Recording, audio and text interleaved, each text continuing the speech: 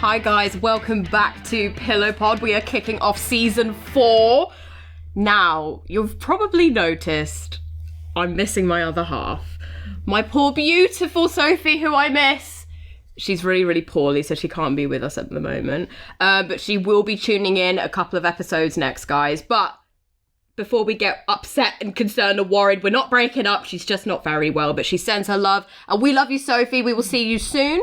More exciting, I am joined today to kick off season 4 with Hayley Borg. Hayley Borg is a female embodiment coach, guys, and she's here to talk all about her business. And I can't wait to actually hear about this because I've never met someone in your industry before. So welcome, babe.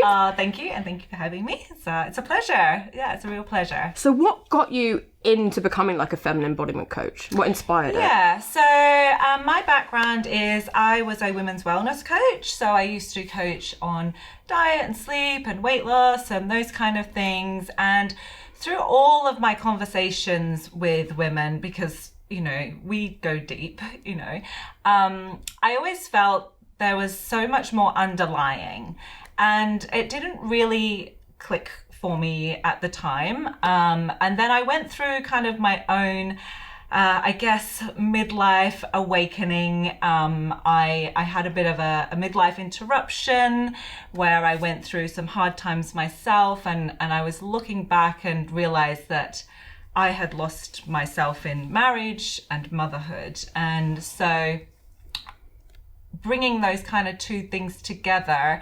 I was actually just kind of invited into a women's group, which my cousin was running. She was over in Australia, and she was a feminine embodiment coach. And I went in for myself because I was, you know, a little bit lost myself. And there was just a language around this that spoke to like the wild woman within you, and it was rebellious, and I was really drawn to that.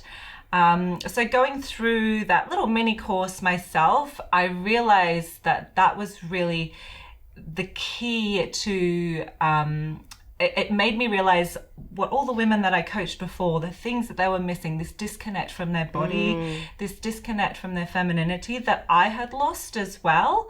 And through that, just that little like 3-week offer program, I really touched on something within myself that I hadn't touched on within myself for my whole life, really. So from there, then I went and did the certification in feminine embodiment. And again, that was just a really powerful transformation portal for myself. And then coming out of that, it brought me back to my women's wellness coaching. But I realized that actually this goes beyond, you know, body image, how we feel in our confidence. This is our power, and this is our pleasure, and this is who we are as women. Oh my God, sorry, that is amazing. And it's the fact that you've had a change in your personal life that's then opened this door for you.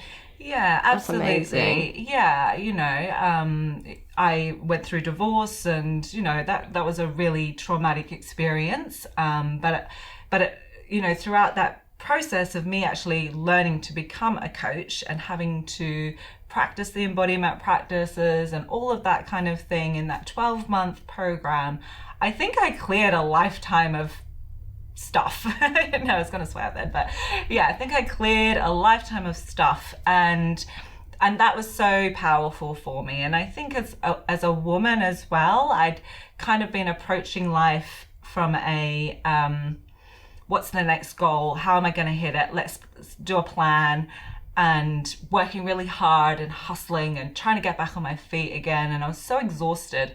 So coming back to this more kind of body-based work and actually meeting myself and owning myself and loving myself and really stepping into, you know, myself really as a woman in this kind of era was a truly kind of profound experience for me. And that's so amazing. So then, as from like a client's perspective, for someone who is researching what you do, could you kind of run through what the benefits are of working with someone in your field? Yeah, absolutely. So the biggest thing that I see with women who come in to work with me, first and foremost, is that they're always in their head.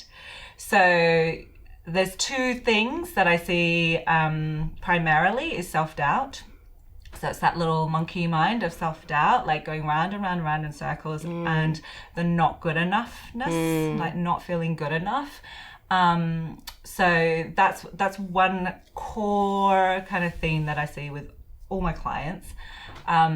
So being able to get out of your head and into your body is such a liberating and freeing experience, because you can quiet down the mind and you can actually just start to feel what's alive inside you, because our body stores so much somatic information and data that we can use in order to move forward, or for self-inquiry, to feel better, to make more body-based decisions, like decisions that feel like a full-on, like full body yes, instead of maybe thinking, okay, this is what I want, but actually repelling it because there's fears or there's pain or anything that is blocking you from reaching your goal.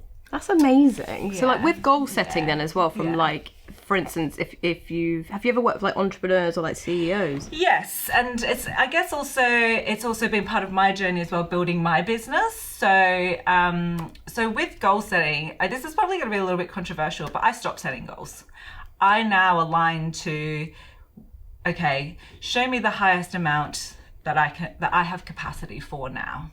Okay, so what I found in the past was, and when I've worked with, business women, is that, we set these goals, and this is the kind of masculine structure of our business. And I'm not saying it's bad to set goals. I think sometimes if the goal has the energy and the embodiment behind it, then you will absolutely hit it. And if you don't hit it, you'll get to a point where you're happy and it's led you down the right path. More of like a guideline. Yeah. So I actually went through a process of actually releasing any tangible goal setting, which I know sounds a little bit contradictory. It's really interesting though. Yeah, so because what I found was, like, historically, before I came into feminine embodiment, I was very in my masculine energy. I worked in a corporate job. I very much was in sales. So we had targets, like everything had a target and a KPI and everything like that. So when I came to myself, and when I started like looking at what I'm looking at for my business, and I kind of approached it the same way. And in the beginning, I wasn't hitting those goals. So I'd go into this cycle of like, oh my God, I failed. And, here we go again. And I could see back, this is something that I went through, like with weight loss or like whatever it is. I'd set a goal and, I'd go for it. And I'd think, okay, when I get that, then I'll feel happy. When I get that, I'll feel confident, So kind of coming back to the more feminine way of setting goals, I guess, is that I released the tangible goal. Like, instead of saying, I'm going, I need to have 10 clients by this date. Because, when you're in business, it's not a linear process. It's a roller coaster. Absolutely. Yeah, absolutely. And you have to meet yourself at these resistances and these edges in order to open up, to have the capacity to hold more. So for me now, I look at, okay, and with my clients who come in as entrepreneurs or who are starting businesses, it's like, okay, what's my capacity to hold now? And where's the edge in that? And I feel into that first. And generally, sometimes a number will come through, like a monthly income amount, or amount of women I'd like into a launch or something. But generally I'll be shown that, because it will energetically match what capacity I have at the moment. Does that make sense? That's so interesting. And and I've never kind of thought of, especially with goal setting, like for me personally in my business, I'm very like quick and sharp and like kind of how you explain masculine energy within my business. But then within my personal life, that's where I really like to focus on being able to be a lot more softer on myself. And I think it's so interesting to hear that intellectually explained. So I've never had this conversation before, and I'm like, like guys, you heard it here. Like, it's so interesting. So it can be, just to finish off on that, it can feel actually quite liberating and freeing to take away the pressure of a physical kind of goal. It's like, Yeah. and just really open your, because also in a way, a goal can limit you. Yeah, because you hyperfixate on it. Yeah, because who says you can't have more than that? Yeah. You know, so my process for myself in my business and for women who come to me who are in business is really feeling into how much they feel they can hold. And then we push that a little bit further. Okay, it's open up a little bit more. There's always a resistance or a fear or something that needs to be met and felt. And then that can be moved through embodiment practices, which is about moving your body, sound, breath. So if someone was kind of like struggling to align themselves with goals or like motivation to achieve things in their life, what advice would you give them? So the first thing I would do is I would say slow down. Okay, just really slow down. Okay, and it is about getting out of your head, because when you're struggling to hit your goals, all of a sudden, you know, you might be compelled to start doing more, hustling more. But if you're energetic, if your energy isn't in alignment with it, it's going to feel hard. You're going to feel like you're forcing it, hustling. It's not going to be enjoyable. So what I would always do is take your time to get into the body and just feel the resistance. Like, what is, so say you have this goal of, you know, I don't know, 5 clients or something. And it would be a process of feeling into, okay, when I feel into these 5 clients, how is my body responding? Does that goal feel like really far away? Like, what's the dominant thought that's coming up? You know, the dominant thought or the dominant feeling might be like, I can't do that. And so if you're coming from a space of I can't do that, even though intellectually you want it, it's not going to match up. So just meeting those fears and just being really compassionate and showing yourself grace and love and saying, can I welcome this in? And the more that you meet that fear, the more familiar it becomes and the safer it feels. And obviously, you know, the mind's always trying to keep us safe. So if we can have the courage and the willingness to just meet that fear and allow it to be felt, then it's like, okay, the next time it comes up, it's like, okay, I've been here before. It's more familiar, so it loses its charge. And then over time, you just build up this resilience to just, you know, so when I have the fears come up all the time, and it's like, okay, right, let's go meet you. Taking the time, feeling in the body, like I'll feel it generally on my chest, like I feel like a heaviness here, and I just let it take up space, because it's just been there to release. And I think the second part of that as well is any fear or trigger or resistance that's coming up around your goal is coming up for 2 reasons. It's coming up to be released, and it's coming up to teach you something. It's inviting you into more depth within yourself, because once you release that and you come underneath that, there'll be a truth, a knowing, an insight, a next step, and that's all within you. So it's building that kind of resilience and just reframing your fears and your like icks to be like, okay, what's this teaching me about myself? That's so interesting, because just by practicing that's the difference from being overwhelmed or being able to remain grounded in a really stressful situation. That's so interesting you say you feel it in your chest, because that's where my like anxiety goes when I'm stressed about something. It goes straight across the chest. It can feel like a really heavy weight. So when I first met this within myself, it felt like this concrete block on my chest, right?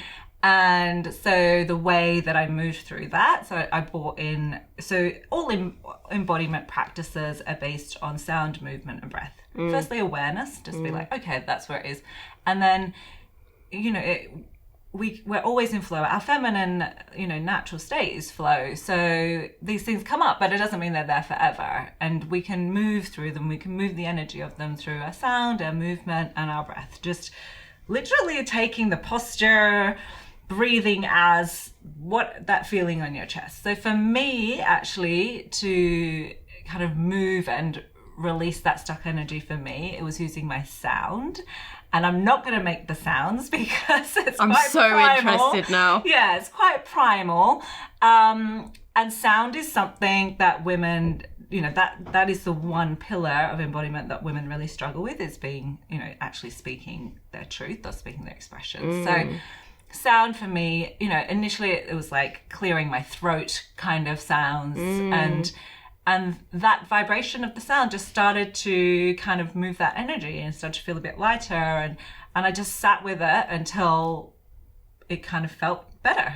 It's kind of like having a good cry. No, it's got to come out. Yeah. It's got to come out. Yeah. Exactly. Sometimes you do cry in those processes, or you know, you have some kind of physical release of the energy. That's such a healthy way to handle it, though, because if you think about it, there's so many people, like if you're naturally feeling stressed or overwhelmed, some people make the wrong decisions, like I'm going to go out and party or go out and distract myself, which is like quite short term, because then you're going to come home and be faced with that again, and the feeling will still be there, but actually like accepting it.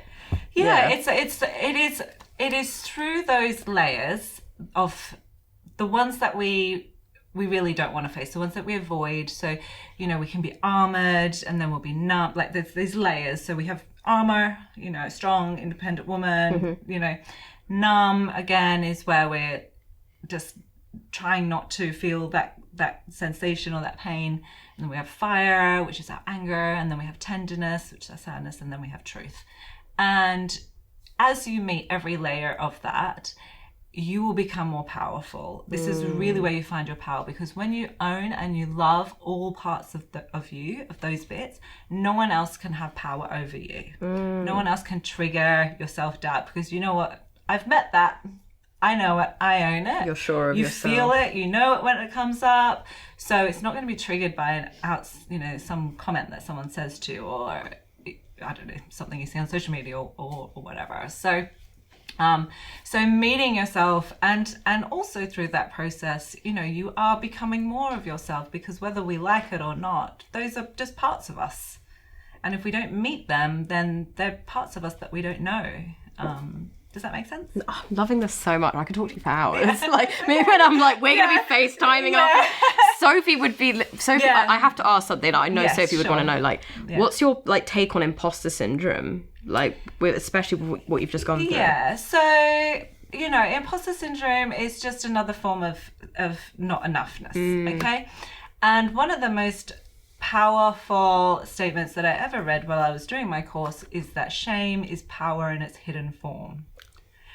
And sorry, you've really taken me back by that. That's amazing. Shame is power in its hidden form, because, you know, we all have this thing of shame, like we're not good enough, we shouldn't be here, you know, everyone's better than me, that kind of thing.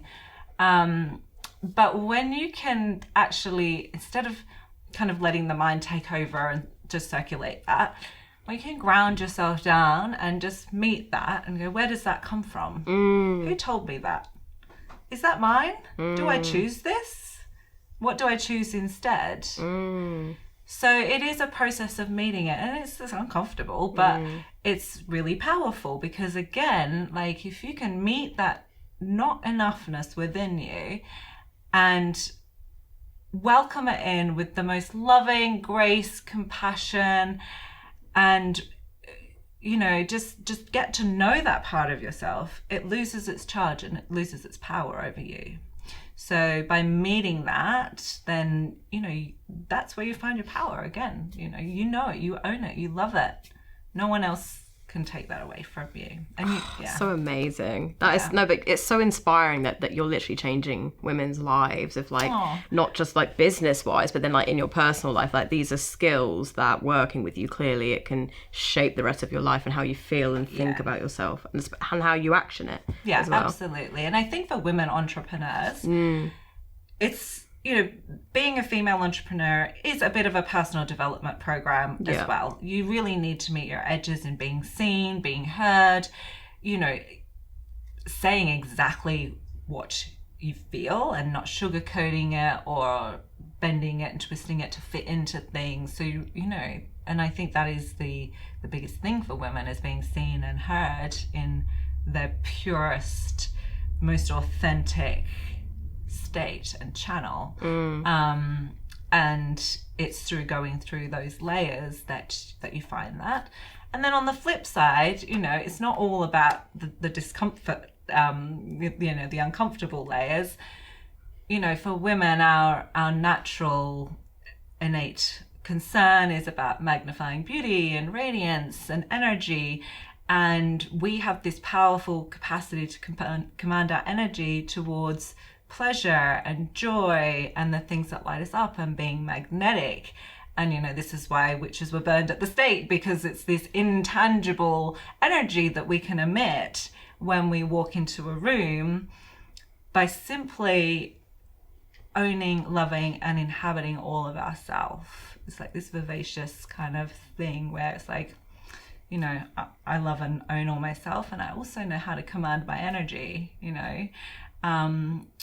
And that's, you know, that's where you set your goals from that place. It's like when you get to that place and you're like, yeah, I know this is true and I know this is possible, and because it's so you and it's so aligned and there's no distractions or distortions. It's very clear channel, and it's all the green lights and the stars aligning. And yeah, and you know, that magnetism element comes from doing things from a place of pleasure, things that make you feel good and turn you on and light you up. And when you're in that state, then, you know, that's the state that, you know, as an entrepreneur, you know, your energetic work is, I probably do about 70% energetic work, 30% like productivity action.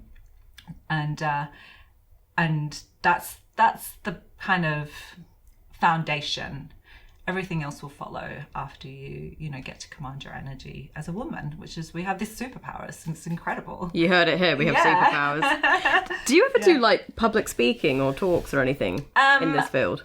Not at the moment, but it is on my... I would come to that. Yeah. I'd love to. Yeah, it's actually, you know, one of my intentions for 2025. Oh, really? So, are there anything else you can share with us for this year, though, your plans?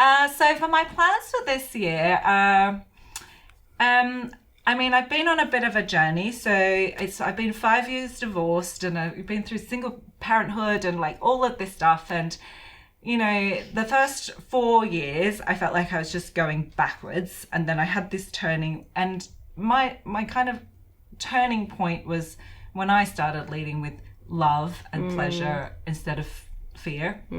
And, you know, a beautiful man came into my life. I left my 9-to-5 job. I've called clients in.